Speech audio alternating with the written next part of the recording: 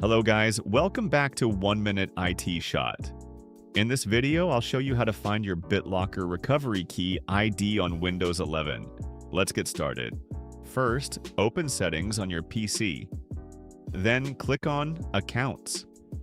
After that, select Linked Devices. Here, you'll see the devices connected to your Microsoft account. Select the device you want to check. Once the device page opens, look for the BitLocker Recovery Keys section. Click on it, and you'll be taken to the page that displays your recovery keys.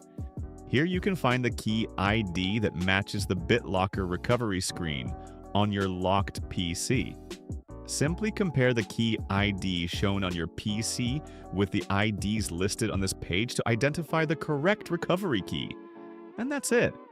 If this video helped you, don't forget to leave a like, subscribe to 1 Minute IT Shot, and I'll see you in the next one.